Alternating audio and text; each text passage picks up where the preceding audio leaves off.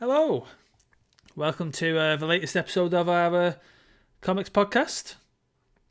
You are joined by myself, Connor, and Andrew, like usual.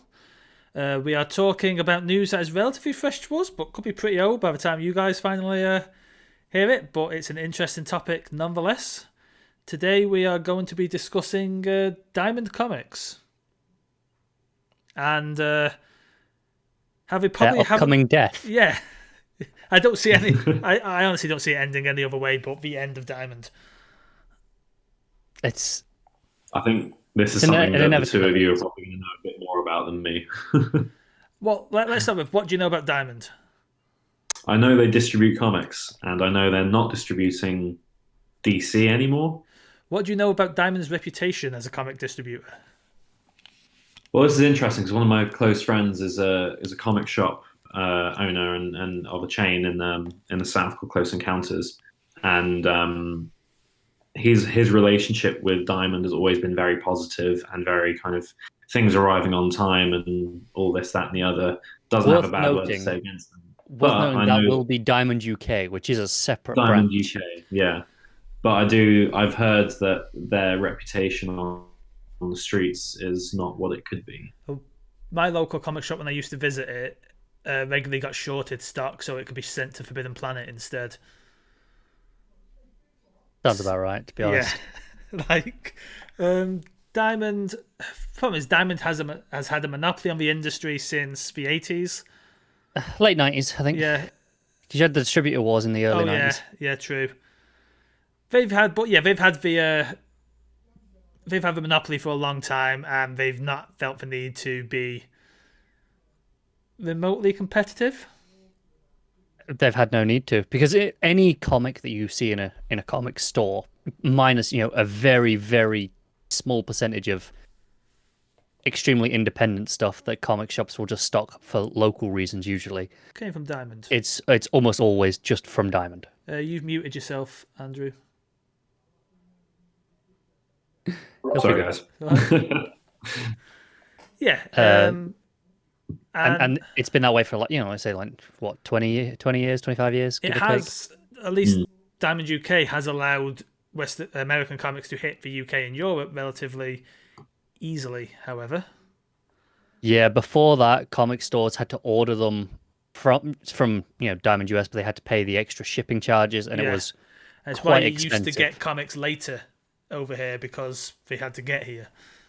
Yeah, and there was a thing called the freight wars, where some stores would essentially order through an American store.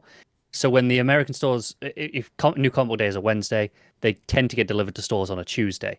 I can remember when New Comic Book Day in the UK was Thursday. Right, but basically some stores, especially the bigger chains, would pay an American store to order their copies for them, and then do overnight shipping to the UK to get them on the Wednesday, which was obviously very expensive. But apparently, somehow that one-day advantage in the age before day and date digital or digital at all, that was actually a big enough thing for people to choose their business over another. Diamond has issues, and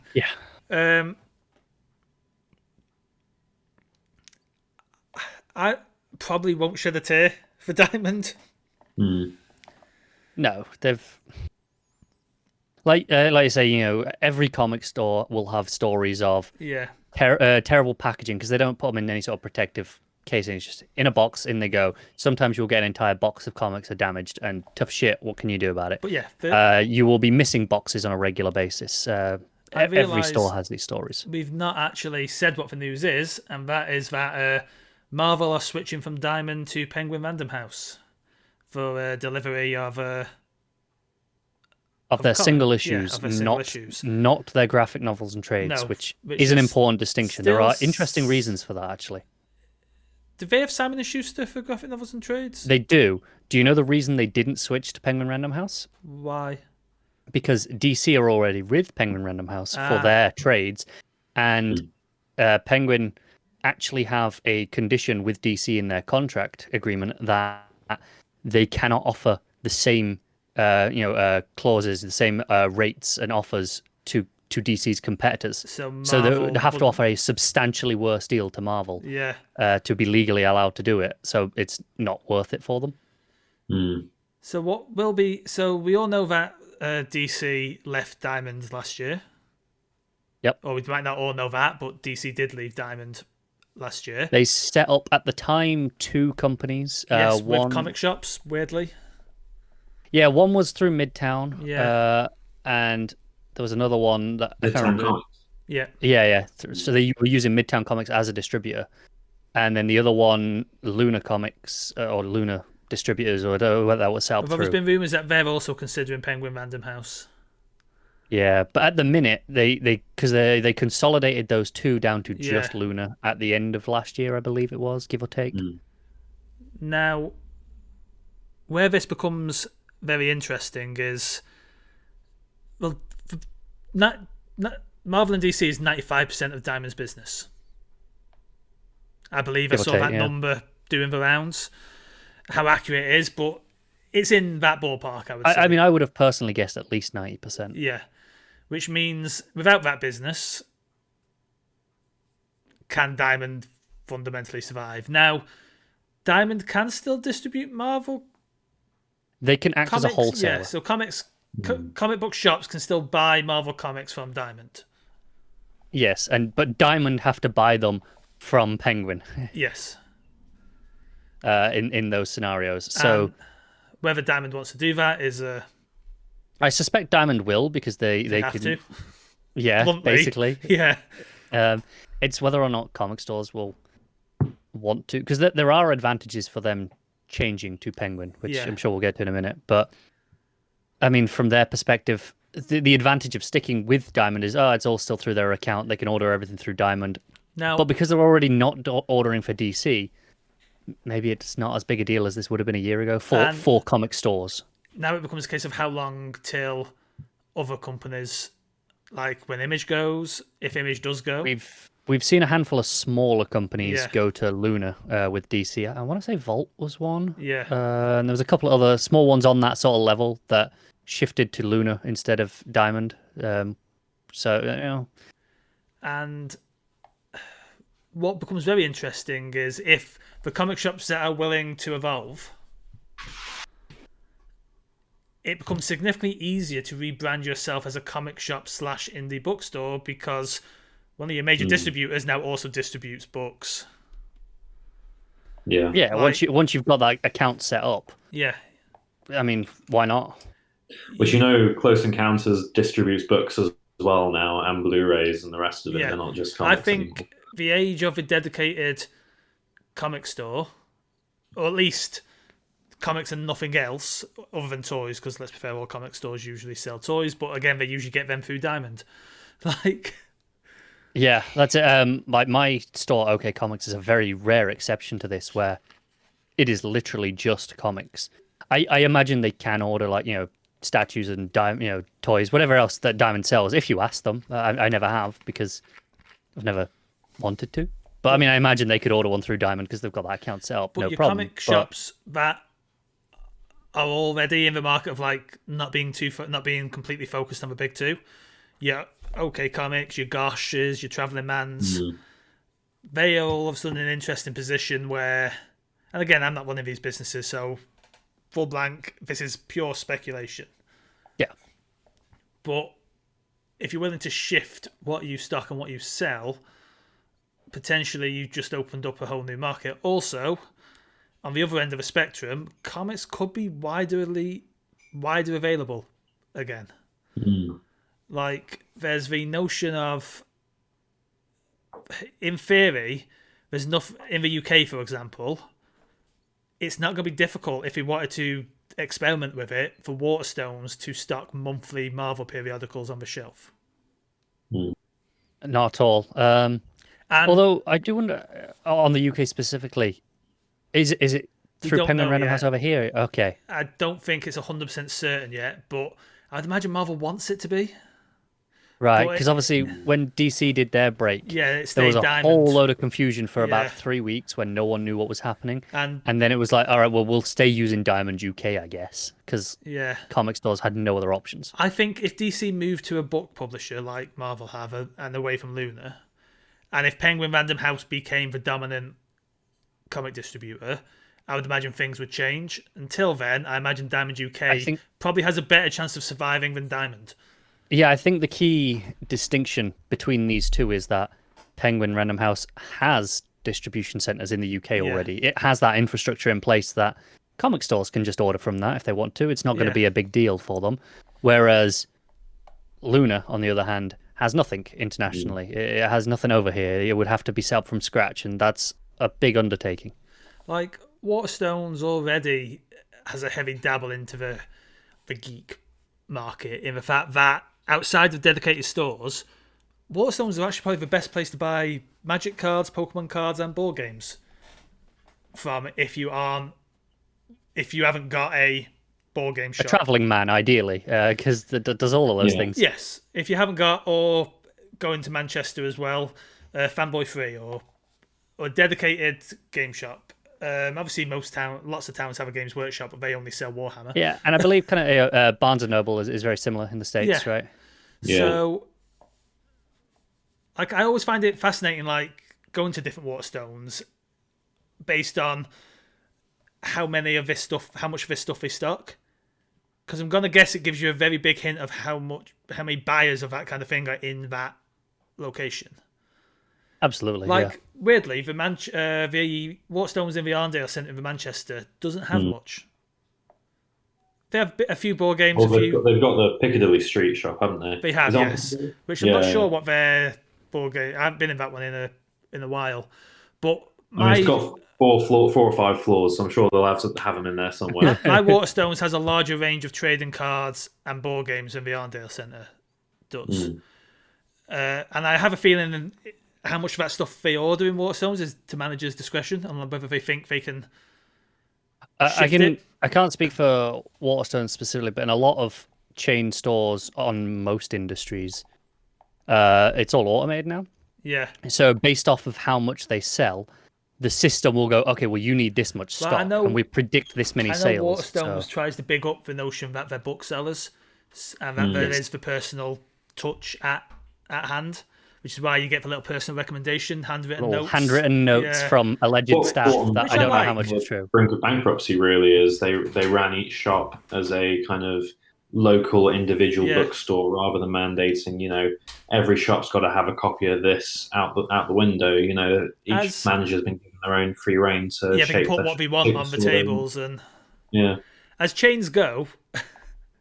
there's like Waterstones is pleasant, like. Yeah, no, it has. I mean, how much of it is genuine and how much is just artificial? We want to cash in on the indie bookstore vibe. If there isn't, it feels like it when you're in there. I'd rather a company at least attempt to simulate that where there is none. And there's a lot of towns that can't support, like independent bookstores. Fundamentally, unfortunately, are a preserve of cities these days. Yeah. Same with dedicated comic stores and things like that. Towns can't really afford to There's not enough demand for them in an area usually. Crew had a comic shop, but it doesn't anymore. Weirdly, we have a Games Workshop, but I think Crew has a strangely high nerd sales base. There is I live in a kind of like a little suburb towny area outside of Leeds, and the local high street last year, I feel bad for them because it was like a month before lockdown. Yeah. I still haven't managed to go in there yet because that's how recent it was before the lockdown. They opened up this, it's called Wargaming. Yeah. And it's like, oh, there's a little, Warhammer store down here. I mean, I'm sure they do other little bits as well, but it's not very big. And I'm like, I would never have predicted there was a market for that in this area. Yeah, one of my favorite, like the game, like is a dedicated proper. Well, actually, we call them Warhammer shops. The Games Workshop branding has gone off of shops now, and it's taken the Warhammer branding. But the Crew one is successful from all I can gather, but it's run on a we shut for lunch. We open when we open. It's done in a very. I think I'd be tempted to say it's run by maybe 2 people. Like, it is very like you look at their Facebook page and it's very clearly a dude manning the social media. That's the vibe I get page. from this store as well. Yeah, and the weirdest problem with Games Workshop is for how successful they are. Everyone undercuts Games Workshop. Like independent shops, pretty much, and online gaming stores, pretty much as a whole, sell everything 20% less than Games Workshop sell for. I think the problem is because it's their stock, right? It's their product. They kind of have to sell it at the RRP. Otherwise, what's the point? And fundamentally, they're making their money from selling that product to your local game store. They've made their money when the game store is selling it to you at 20% off. Yeah, for the most part. Like as kind of in the same way we're talking about, as a wholesaler, they've made their cut. They're kind of fine. Yeah. Whatever they get from the actual stores is kind of bonus at that point. I've been getting back into Warhammer. It's very expensive looking. They're about to release a board game for pre-order on Saturday I like morning. how you look like you were going to argue with me for a second, then go, no, it's not that bad. And then you change your mind. It's fully known it's an expensive hobby, isn't it? Yeah, it is. That and Magic the Gathering, probably the 2 most expensive. I have very little experience with Warhammer until last year, where I was like, I'm going to read some Warhammer books. I just bought, and I think as a publishing kind of system, it's amazing. There's this proper kind of normal kind of thick trade paperbacks, like 500-600 pages, the kind. They Standard, yeah. Usually £8. Sounds about right, yeah. Yeah. This they've got one for Age of Sigmar, which is the fantasy Warhammer, and they've got one for Warhammer 40k, $4.99. About a quarter of the book is taken up by a novella, not printed anywhere else, and then the rest of the book is various short stories set in the respective universes. And they're designed and sold as like, oh, this is what you read to get into Warhammer fiction, to get into Black Library stuff. And I think they're great, like charging a £5 for it instead of £9 or £8. It's a great kind of onboard into the. Yeah, that's interesting. I literally kind of did. I was like, where do you start with these? Because there's so many of those books. Dan, if you read in 40k, I hear the Eisenhorn books are a pretty good start. That is exactly what I did. And Yeah. there's a bonus where, hey, these are written by Dan Abnett, who I know from comics. If you want who to read, like a lot of his work. If you want to read 40k stuff and want to hear anything with Dan Abnett's name on, grab it. He doesn't really write That's pretty much. What I did. I did the Eisenhorn. Well, it's now a quadrilogy. I think it is technically now. Because they kind of threw out an extra 4th one not that long ago. But the core trilogy. And then there's like the spin-offs, which were like the Ravener books. So I started going into those. And I'm like, okay, I'm kind of into this. And then all of a sudden, there's a new comic from Marvel written by our favorite Kieran Gillen. I'm like, oh, hello. So I gave that a try. It's it's a very British. It's of the same vein as Judge Dredd, right? It's very kind of. It's Judge Dredd meets Dune. Yeah, it's a very British kind of.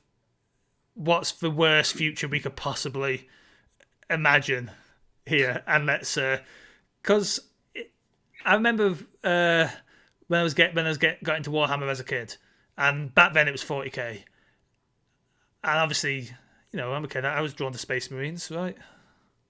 Yeah, obviously. I remember going into Games Workshop, like, Space Marines are the good guys, right? And the guy behind, no. There is no good guys. They're all just varying degrees of terrible. I remember way before Game of Thrones was cool for that logic, which was never even true about Game of Thrones. I don't know why that was always the selling point. There's a RPG game designer called Grant Howard, who once a month releases a 1-page RPG to his patrons. You get 2 pages if you're a patron, but he releases the main page for free.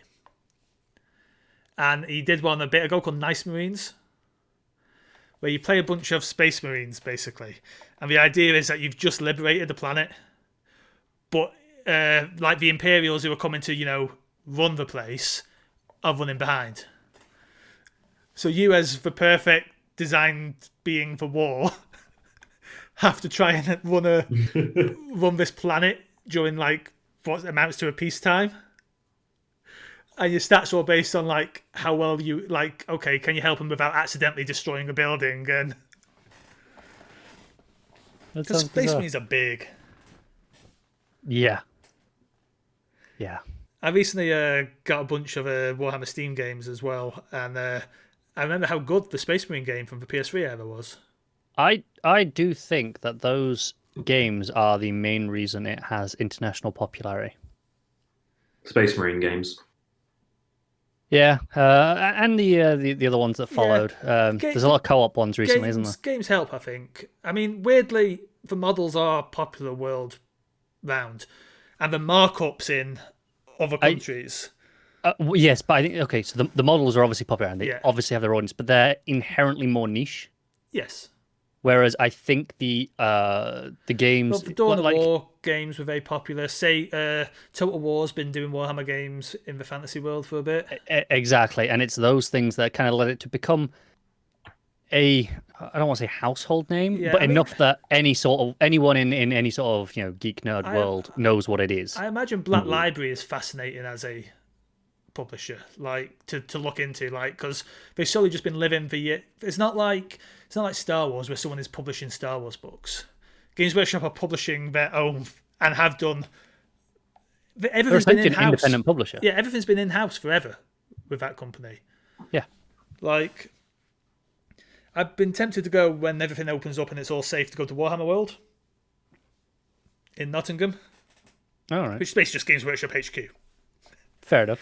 They have because again, they started farming out terrain and stuff to China, but the main models are still UK made. And apparently, if you go to Games Workshop World and there's something in the shop that isn't on the shelf, they say they'll get it to you before you leave that day, and if they can't, they'll ship it you for free. That's impressive. Yeah. Wow. Because I'm guessing they've just got sprues reeling off in the back somewhere. Get the 3D printer running. That's crazy. But yeah, like I was telling you, Connor, how I recently rediscovered a Warhammer comic that I completely had forgotten. Yeah. Existed. Like I remember reading a bunch of the Black Library comic stories growing up, and I assumed I'd read the trades in libraries, and I think I did read some trades in libraries. But for a period of a good while, there was a Warhammer Monthly comic on British newsstands in the same kind of format as 2000 AD. And I realised that's where I actually read a lot of these Warhammer comics. I could not have told you that existed if my life depended on it. Yeah. But also, it in no way surprises me. No, I'd somehow completely forgotten the magazine existed. When was it being printed? Through the 90s, early noughties. Right. At a time where it had a shift from black and white to colour. Much like 2000 AD did around a similar time. Yeah, it's really easy to date British comics in that way because it happened so late. But yeah, it must have been something that, like, when I was growing up, my parents would both work on Thursdays, so my granddad had to pick us up from school. And we'd always go to the news agency. He'd always buy himself some herbal tablets, and I could have a magazine. So it must have been something I was picking up in the news agents as, and like... grandparents never check what you pick up. My parents, I don't think, would have had too much of an issue with me reading. Depends what pages they looked at, I'm assuming. It's weird. They had the weird... My parents had a thing where films and stuff, they notoriously made sure were okay. Like, I remember they bought Blade once, and I was like, I think probably early high school. So talking about like, and my parents came and said, we found 13. this new film on the TV stand. You might like it, but we're going to watch it first. And I was like, okay. I went to my friend's house and they'd watched it while they were gone, and they came back. I was like, yeah, it's fine for you. And like, do you remember when they aired World War II in colour for the first time? And schools basically recommended we all watch it. Yeah. But I was in primary school at this point, so my parents were like, yeah, it's probably a good idea you do watch World War II in colour. It's probably educational. But we're going to watch it live, and we'll stop recording it if anything too horrific comes up. It's probably not the best way to learn about World War II, but I was also probably like, I don't know, I was quite young. Maybe 8 or 9. Yeah. But books and stuff, there was no kind of bars on. If it was something that was readable, it's basically like, yeah, go read whatever you want to read. I never had any restrictions in books. I mean, I'm not sure I even really tried too much. It was just I went to the library every week. That was there was one just down the road from me. I went every week, and I think the maximum was 10 books, so I got 10 books every week, without fail. I read all of them every week. I remember about the age of 14, 15, I got really into urban fantasy. Sure. And we all know urban fantasy has a quite steamy scenes from time to time. Yeah, it can do. But like, I was going to Waterstones and buying like Kelly Armstrong books, like reading through them. It's like, oh, I'm really enjoying these. Obviously, getting to like the werewolf on werewolf kind of, and then, but at the same time, my mum decided she was going to read them too. Like, so we're both reading the Kelly Armstrong series at the same time. It's like, this is Awkward. this feels a little awkward now. I know I've read this, and I know, like, You know what's coming. It's like that's like that old thing where you're watching a movie or TV show with your parents, and there's like a sex scene, and even like as an adult, it's perfectly fine. It's just uncomfortable. yeah, it's just It's just awkward. weird. Yeah.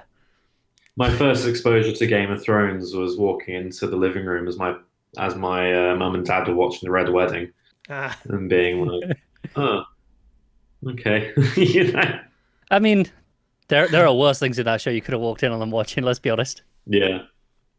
Oh, True. I caught a joke. I had my comics collection confiscated from myself twice during my childhood What for? Oh, yeah.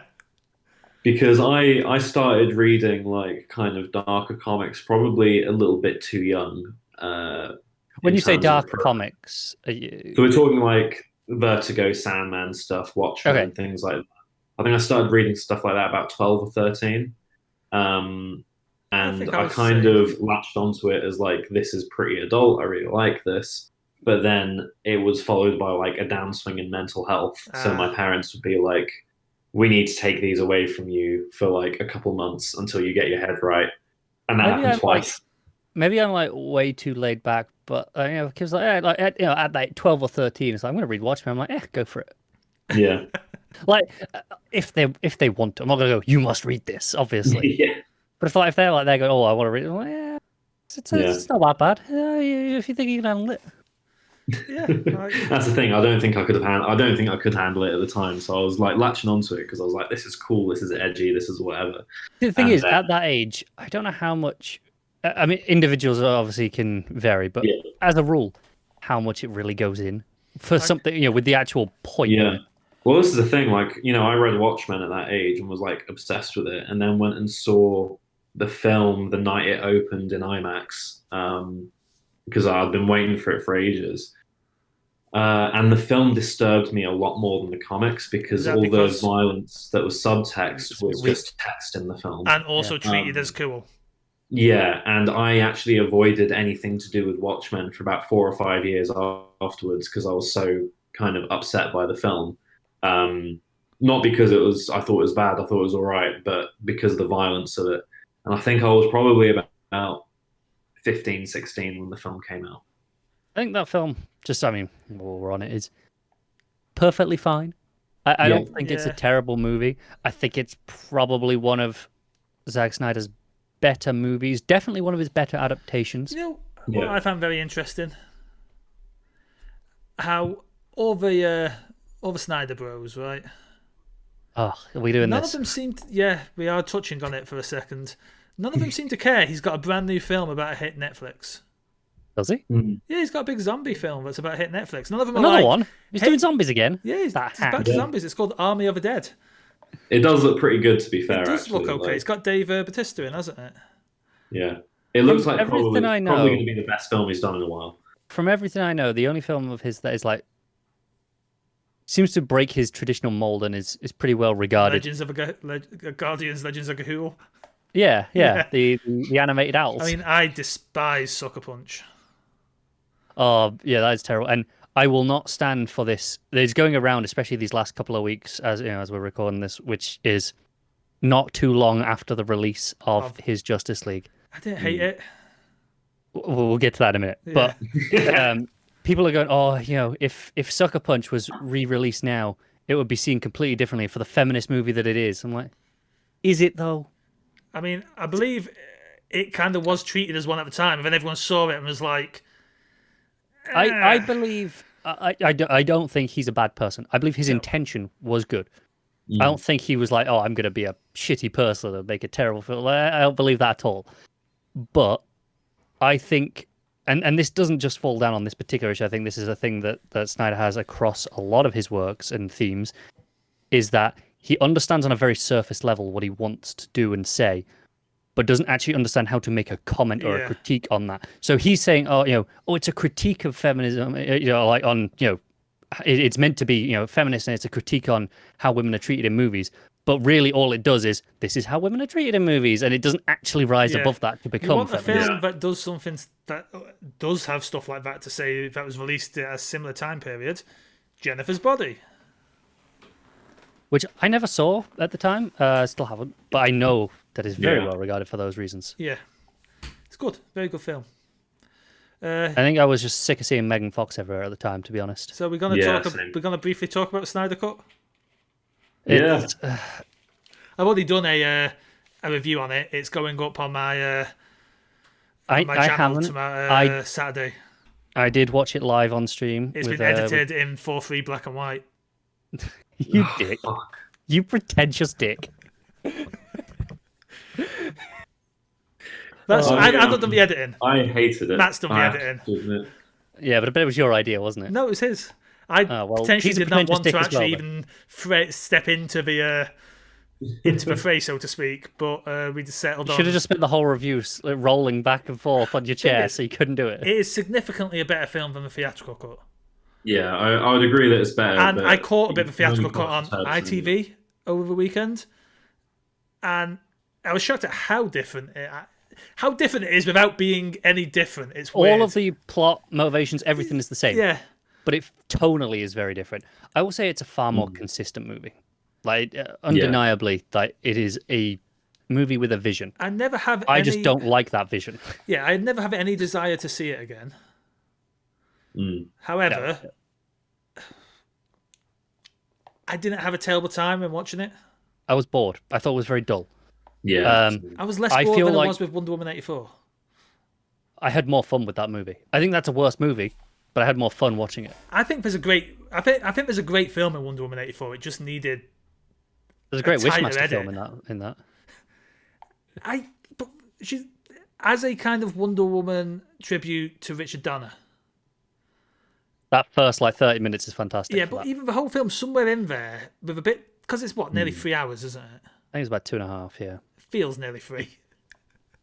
See, I actually didn't feel. I felt it went in really quick for me. I seem to be the only person with that opinion. Still not safe, it flew in for me. I just think a tight 2-hour cut could make that film. I agree. However, it seems a non-tight cut made Justice League better. So what do I know? I think it's weird with Justice League. This one, I feel like there was a weird. Like there was an arbitrary point where he said at some point, "Well, it's 4 hours long," and then once that was out in the world, it was like there was an obligation to stick to it. Yeah. But he only really had a 3-hour movie, so I had to add in a shitload of slow-mo to kind of extend it out. I enjoyed it every time until Superman showed up. And then I was reminded of what... Because he seemed to have righted himself with Bruce in this film. This felt much more like a Bruce Wayne I recognised than Batman vs Superman Bruce. Yeah. But there was one moment in particular that really made me feel sick, which was it was one of the scenes that used a Nick Cave song, and I adore Nick Cave. And in particular, it was a scene of Aquaman kind of walking into the sea. Is that what that song was? Set to "There Is a Kingdom and There Is a King," which is one of the most Christian songs I've ever heard. And I can just imagine Zack Snyder listening to it and being like, "Oh my God, the kingdom is Atlantis, and Aquaman, he's the king," and just it makes me cringe so much. What is so funny to me is, as I said, I watched this on stream with Pete, who I do the my DC Comics podcast with. I hadn't planned to watch it. I was going to ignore it entirely, but I was told if he was watching it for charity, and I got told if I go and watch it with him, they'll donate more, and they did. So yeah, there was a good reason. Like that's the only reason I did it, to raise some money for charity. How selfless, very selfless. Yes, I know. I took one for the team there. Yeah. But Pete made up little bingo cards for everyone to see, and one of them was Superman is Jesus. And the whole time we were like, is he going to do it? How blatant is it? How blatant does it have to be for us to count this? And then there's the moment where he's just just after he's come back, he's up in the sky, arms spread. I was like, all right, I'm crossing that one off the bingo. It's Diana like absolutely brutalizing those terrorists, and then like, oh my you god, can be it's like so me disturbing. too, kid. I think it's like. Then that kid's like, I want to be like you one day. As a Vision Go, it works for what he wanted to do. It's not terrible. It's probably the best. No, Man of Steel's probably technically the best of the three. I think Man of Steel's the best of the three. Yeah. But BVS, I can't speak for the extended cut. No, I've never seen But the theatrical cut is such a mess. It just not even as an adaptation level, just on a filmmaking level. It doesn't even have establishing shots. But The then- extended cut is much better. Yeah, but I don't want Like- to watch it. But then we get No, like, I think if you didn't like the theatrical, you won't like the extended. But like Superman actually has a character arc now, and pretty much every single plot hole is fixed up. Like, here's the there's a thing. reason why this is all happening.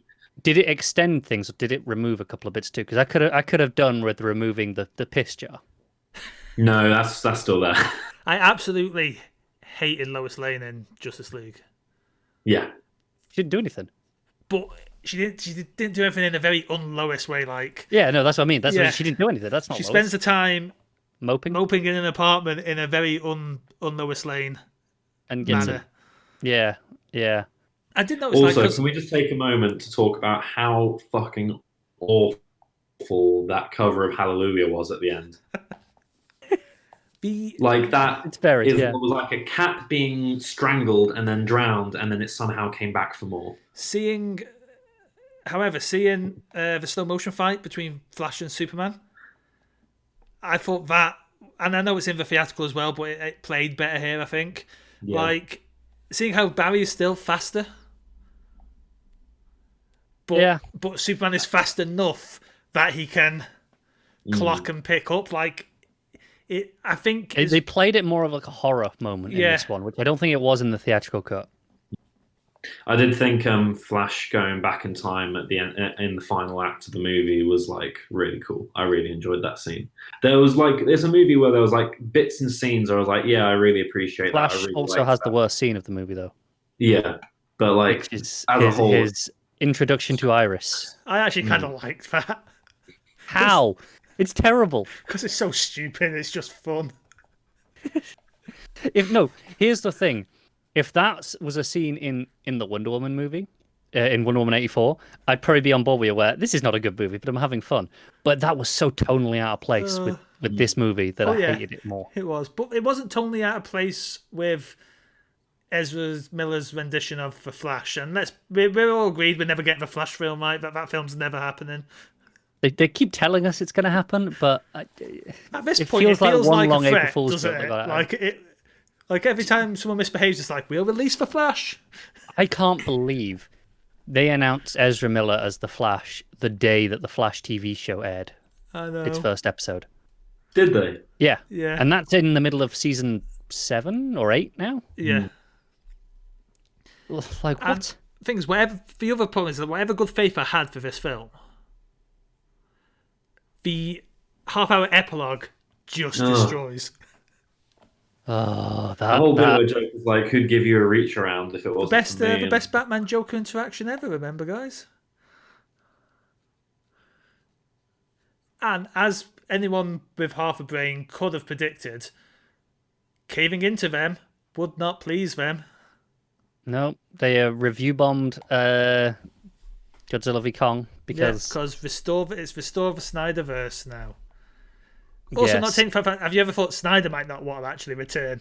Like, well, I don't see the point. Snyder's already told everyone what his plan was. So yeah, just be you've heard the plan. Just all right. you just you're can't happy now. get I hated behind. the plan as well. My yeah. girlfriend read it to me a couple of weeks ago. and I was Batman's like, gonna I don't want sacrifice himself, and Superman and Lois's kid is gonna become the new Batman 20 But years you in the also future can't because fathom. reasons. You can't fathom a world where Superman is not a bad guy, can he? No. Snyder just can't comprehend a Superman that is decent. Like, No.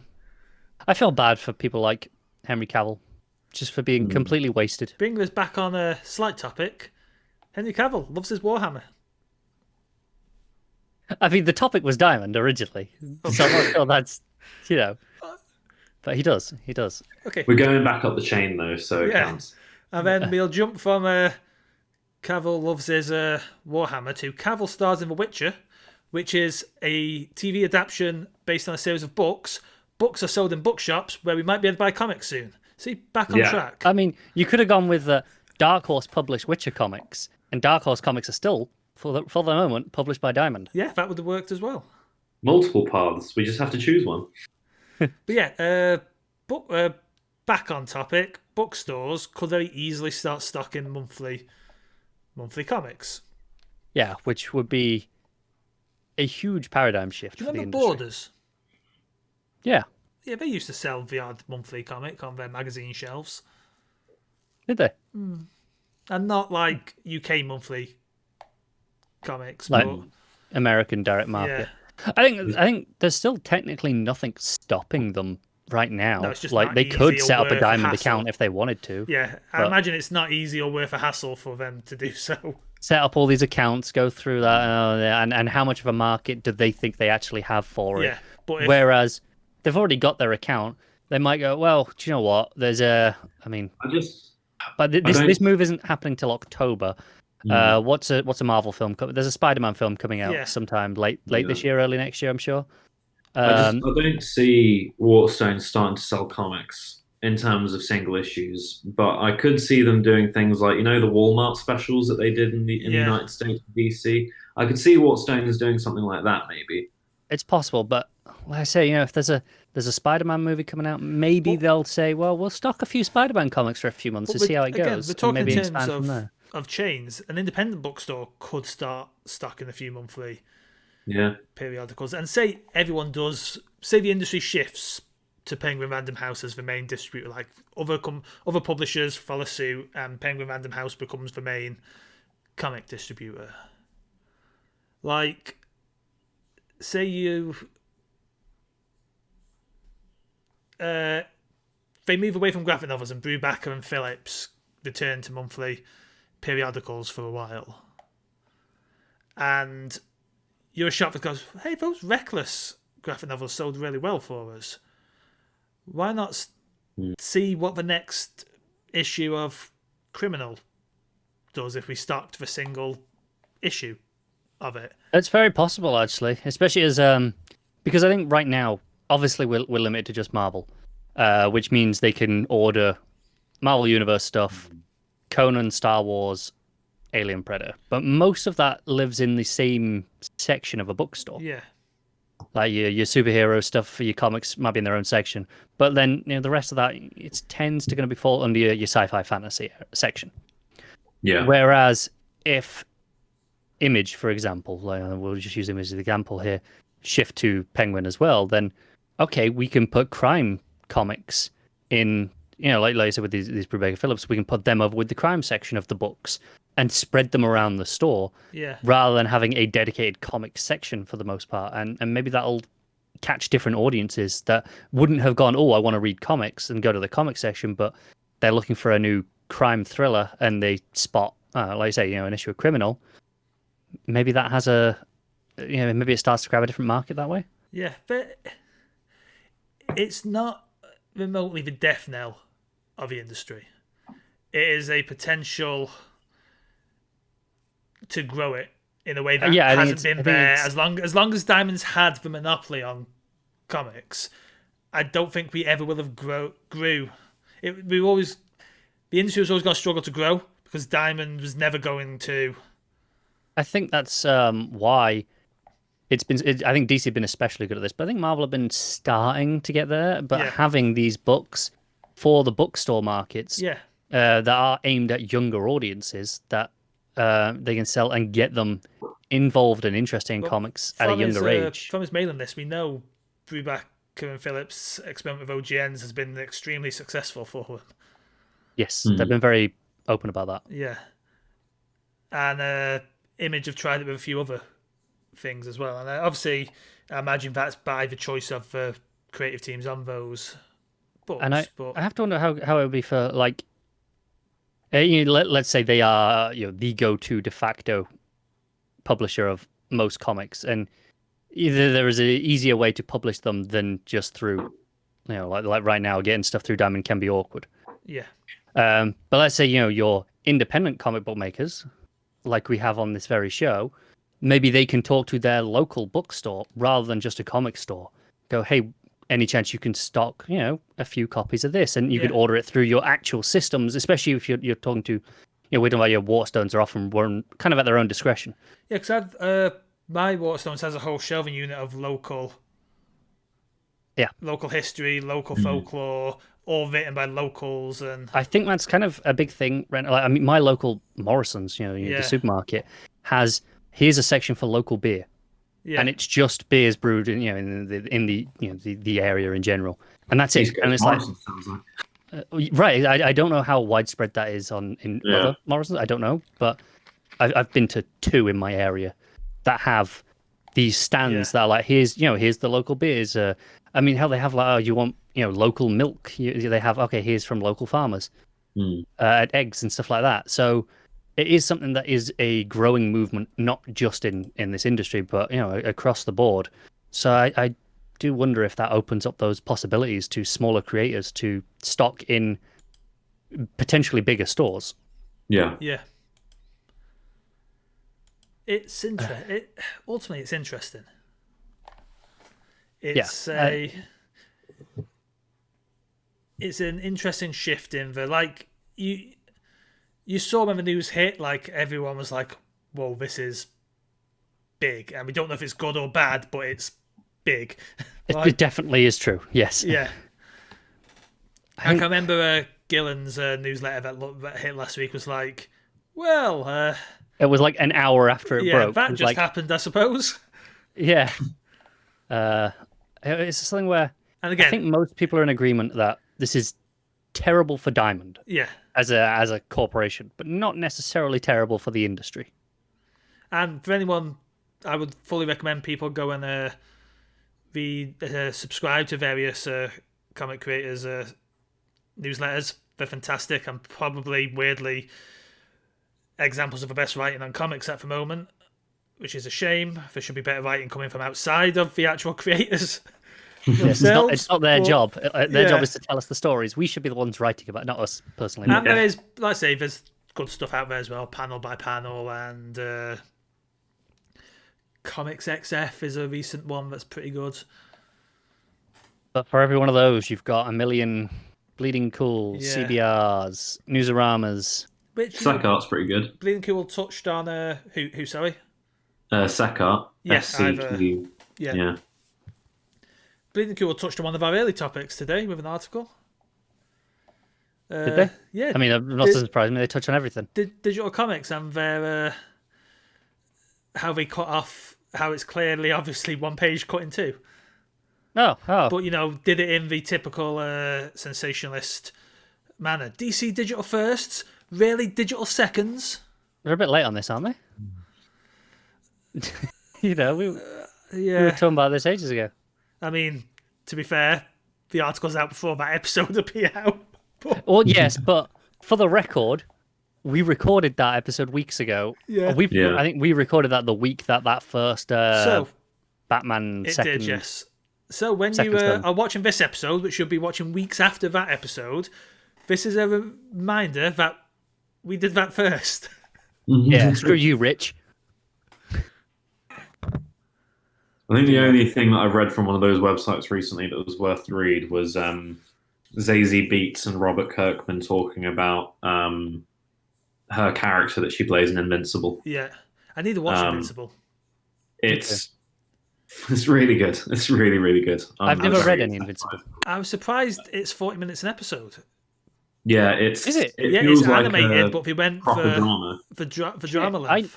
I knew it was animated, which is why I just assumed it was the 20 minutes. Yeah, same. No, it's 45, 50 minutes long. Even like non-comedy animated shows are still 20 20 minutes. It's fine, right? But this interview is pretty interesting because Zazie Beetz' character is a character called Amber, who's a non superhero, just woman who goes to the same school as the main character, and she's a fairly important character in the comics, and she's white in the comics, whereas in the show they've redesigned the character to be black, so it kind of reflects more how Zazie Beetz looks.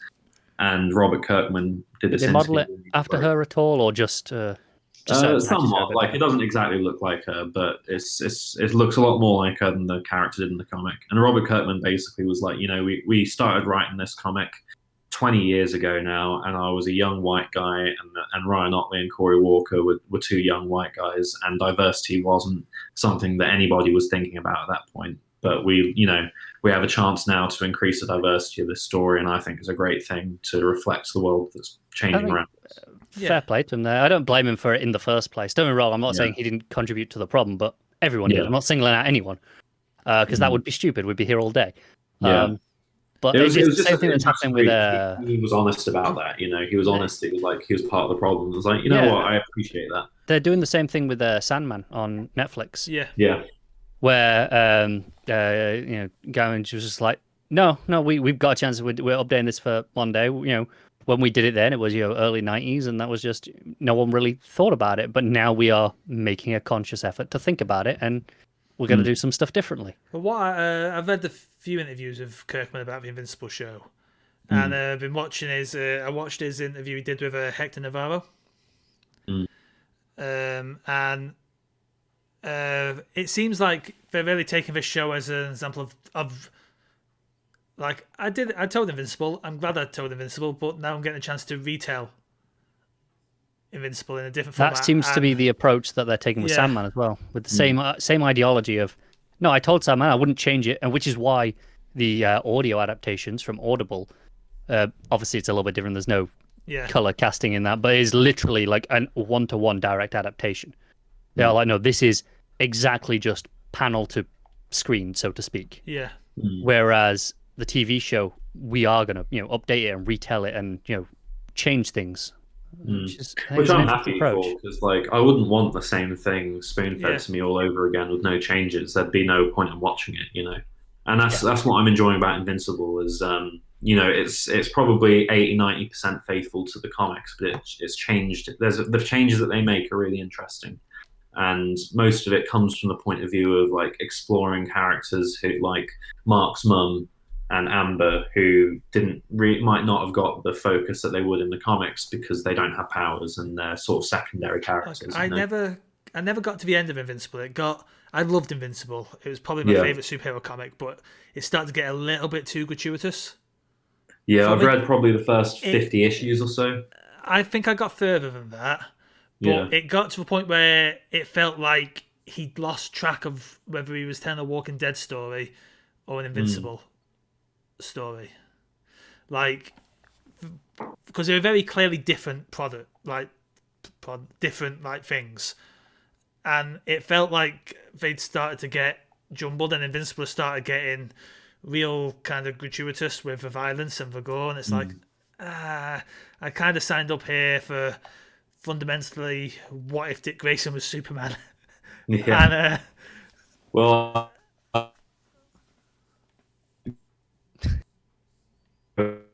we've shocking. Lost you. Last 10 minutes of the first episode are gonna. Oh, sorry. The gore in the show is quite shocking when it happens, and I mean, it was always there was one moment in one of the episodes that's been released so far where I felt a little bit sick watching it, but that was the intention of it, and it was a great scene. But it was always a gory book, but it was balanced with a lot of superhero heart, and that balance. It lost that balance for me, and I kind of fell off the book. It sounds like Amazon are killing it in this department between this and The Boys. Yeah, I've not watched The Boys, and I personally don't have much interest in it. I respect Garth Ennis as a writer, but I don't have time for that sort of nihilism. No. This is to Garth Ennis's work what Mark Miller did, right?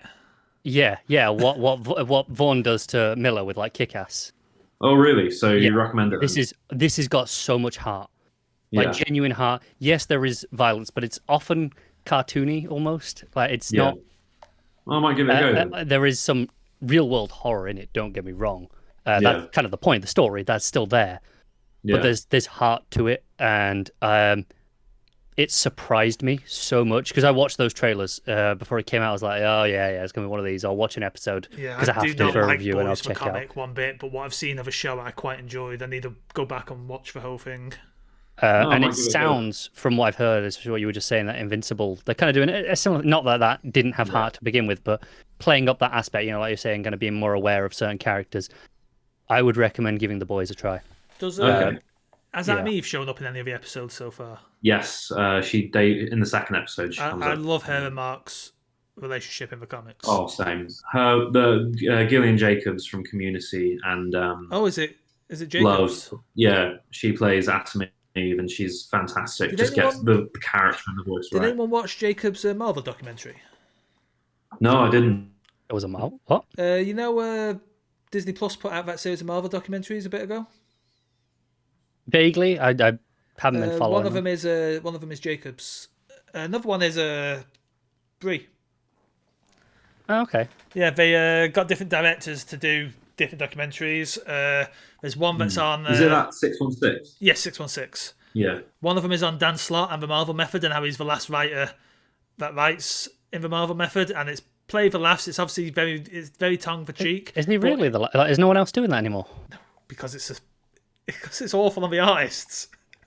I mean, depends on which artist you ask, I suppose. Yeah, apparently Dan Slott is pretty much the last. And I remember when that episode hit, everyone was so mad at him and so mad at because obviously he's talking about how late he is in it, and the whole thing is clearly not quite serious though. It's like very much joking about the whole kind of thing. Tongue-in-cheek, self-aware. Yeah, but it made people very mad when that episode hit. But that's surprising. Jacobs does it was done in a way like, how's he proud of this? Like, how's he proud of treating like artists this way? And it's like, but the artists are in the documentary as well, and like I've seen like there are some artists that like I know are quite like feel like the Marvel Method gives them more freedom. Yeah. Like it's a little less restrained. They feel like they maybe got more creative. As an artist, I think I'd have to punch anyone who gave me a Marvel Method script. No, that's fair. I'm not saying that you should absolutely like this, but I can understand why some artists might like the appeal of it. Yeah. But I think the only slot is like he writes in the Marvel Method and he's still late. Yeah, that's. We had to get Christos Cage on board to kind of get him back on track, pace and speed him up. Brilliant. But Alison Brie's episode was on. I've still got to watch that one. She does an episode on the Marvel Youth Theatre program, where people in Marvel write scripts that get given to schools to perform as plays, which is quite cool. And Jake's episode was on the Women of Marvel, framed through Sana Amet and Miss Marvel. So looking through the history of like the various women who've worked at Marvel and the pioneers, like Mary Severin and the likes. Cool. And it's a fantastic episode, and the great thing about those 616 documentaries is they're all entirely watchable as their own. Like one of them is on Japanese Spider-Man, which again, brilliant. Yeah, but that's a whole thing. It was just basically 6 entirely different documentaries that were just made under this banner, basically. So any one of them is very easy and worth just sticking on. You just when you mentioned that program that they had there, you just reminded me of something that happened this week, that DC might have made a pretty terrible move. I don't know if you've seen this. The brackets. Oh yes. Boy, the brackets. Which of these comics is real? Well, it's not which is real. It's which do you want to see? Here are 16 pitches. Which of these do you want us to make? And everyone's like, but what about all of them? Yeah, and like, don't get me wrong, I don't know if I'm personally interested in reading all 16 of them. Some of them. That's like when the US Army tweeted, "How has service impacted your life?" You know, and everybody just started rage tweeting like, "I lost an arm and a leg, and you fired me because I'm gay," and all this, and they just started. And do you know what like is really shit about this? Like one of the options is called JLQ, which is Justice League Queer. And There's a I full thought pitch, that when I saw it, and I thought like because all of these I do would have like like to see Justice a. League queer, but I don't see him doing it. Well, here's the thing: all of these have like a paragraph pitch to go with them that you can read. Okay. I'm not gonna go through all of them. But I'll just find JLQ because I think that's a notable one. And it's what some of them are pitched against. Whether like, are these the two you've really decided to pitch against each other? Yeah, like it's bizarre. Like they pitched Blue Beetle against Night Runner, and it's like you've taken two of your more interesting. So here's the matchup. JLQ, which is 8 young queer heroes, investigate a series of monstrous manifestations around the world and discover that something much more terrifying is coming. Versus, now bear in mind, this is already DC fans that are voting on this. I have voted on all of them. I will say that. I have as well. I'm not going to reveal what I voted for on some of them. But this is versus Robins. A small group meets at Dick Grayson's apartment, but what's brought them here isn't that they're all former sidekicks to Batman. They're being hunted by one claiming to be the first. Interestingly, when I voted, those two are neck and neck. Right, but that's because they're being voted for. One, it's like, I understand, like, it's hard because you don't want to vote against, I want to vote for, queer representation. I want there to be more of that. But also, you give me that Robins pitch, all the Robins and, for me, That's being a stronger idea. That's a more dramatic idea. It is, and also to DC fans as well, right? Yeah. Like, to DC fans, that has a specific, like, no, this is all the Robins. Like, of course that has massive appeal. It's so, like, it's so unfair that... Like, I was so happy to see Night Runner. Because he's one of my favourite things in Batman Inc.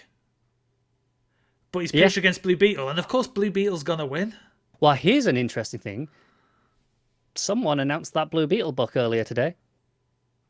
Oh. I don't know who it was. I just saw it earlier. Well, then wasn't DC have said they're not going to reveal the creative teams until the first round of voting is over, haven't they? They said that, but someone announced it earlier, like their own book. They were like, "Hey, I guess I'm announcing books today."